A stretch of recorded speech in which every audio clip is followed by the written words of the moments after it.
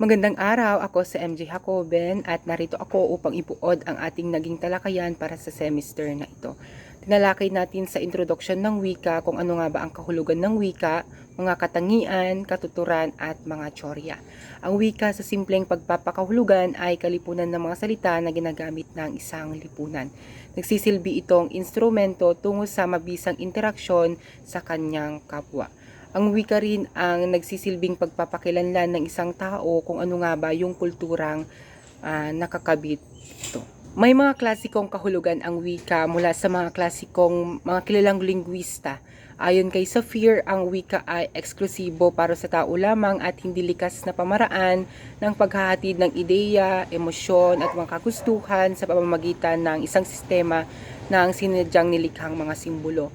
Binigyang diin din ni Block at Trager na ang wika ay isang sistema ng arbitraryong mga simbolong pantinig o vocal symbols na kung saan ang isang lipunan ay nakikipagtulungan.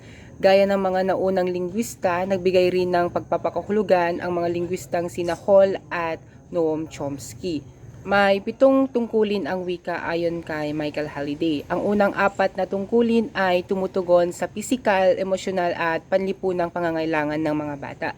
Sa kabilang banda naman, ang 3 natitirang tungkulin ay tumutulong sa mga bata na makapag-ugnay sa kanyang kapaligiran. Sunod naman ang mga tsoryang pinagmulan ng wika. Ayon kay George Yule 2010, ang ilang wika ay umunlad sa pagitan ng 100,000 at 50,000 na taon na ang nakalilipas. Ilan sa mga ito ay ang banal na pinagmulan ng wika na matatagpuan sa Genesis chapter 11 verse 9 na ito ay tungkol sa kwento ng Tore ng Babel na simula raw ay may iisang wika lamang ang tao sa daigdig. So nagkaisa sila upang magtayo ng pinakamataas na tore upang mapatanyag at hindi magkawatak-watak. Ito ay salungat sa kagustuhan ng Diyos, kaya bilang kaparusahan ay binigyan sila ng iba't ibang wika upang hindi matuloy ang layunin nilang maitayo ang tore. Ang kahulugan ng Tore ng Babel o Babilo ay kalituhan.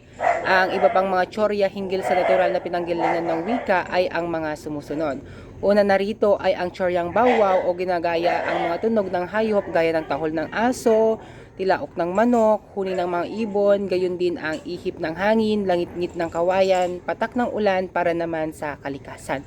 Ang tsoryang dingdong naman ay kumakatawan sa tunog ng mga bagay sa kapaligiran. Ilan sa mga tsoryang nakapaloob pa rito ay ang mga tsoryang tararabomdeay, tsoryang pupu at tsoryang yoheho at marami pang iba. Ang pagtatangkang maunawaan kung anong responsable sa akwisisyon at paggamit ng wika ay humantong sa pananaliksik sa relasyon ng utak, isip at wika. Ang utak ay ang pinakakomplikadong organ ng katawan. Ito ay may kontrol sa mga gawaing nagsasangkot ng motor at pandama. Kinokontrol din nito ang proseso ng pag-isip. Pinapakita ng pananaliksik na isinasagawa ng higit sa 1 siglo ang iba't ibang bahagi ng utak na nagkokontrol sa iba't ibang gawain ng katawan.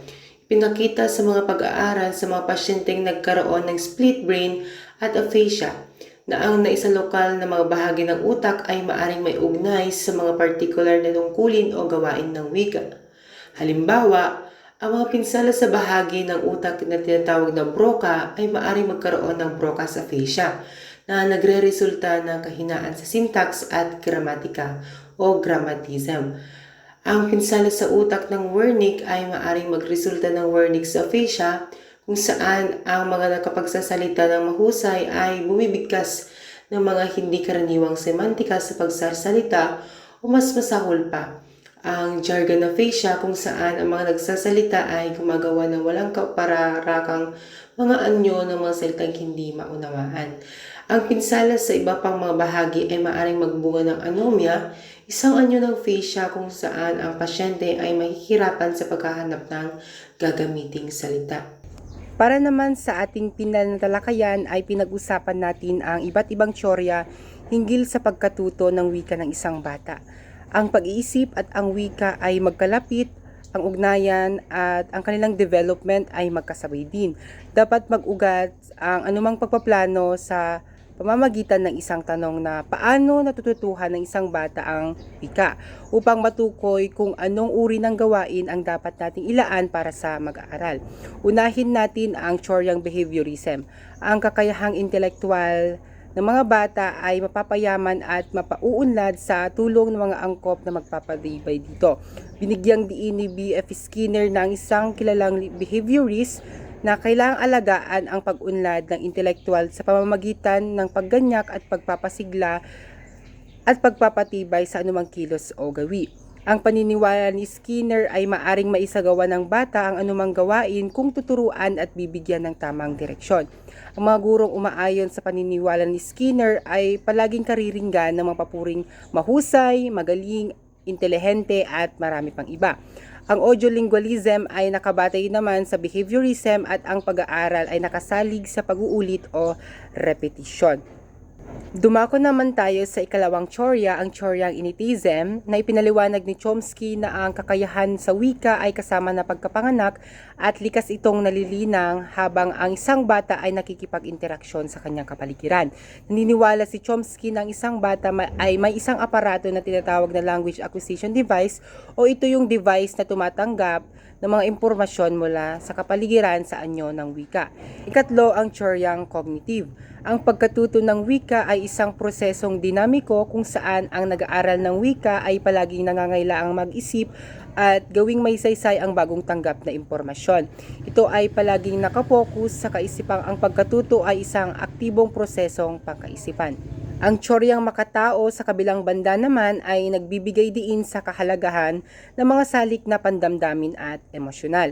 Palaging isinasaalang-alang ang saloobin ng mga mag-aaral sa pagpili ng nilalaman, kagamitang panturo at mga gawain sa pagkatuto. Ilan sa metodo sa pagtuturo ng wika ay may kaugnayan sa makataong tradisyon ay ang mga sumusunod. Iuna na rito ang community language learning ni Kuran, Silent Way ni Gategno at ang Suggestophilia ni Lazanov. Sumunod naman nating ibuod ang una at ang pangalawang wika. Ang unang wika ay yung wika na nakukuha mula sa kapanganakan hanggang sa 7 o 8 taong gulang o tinatawag nating formative years. Ang pangalawang wika naman ay maaring maging anumang wika hanggat ito ay isang hindi inang dila o katutubong wika.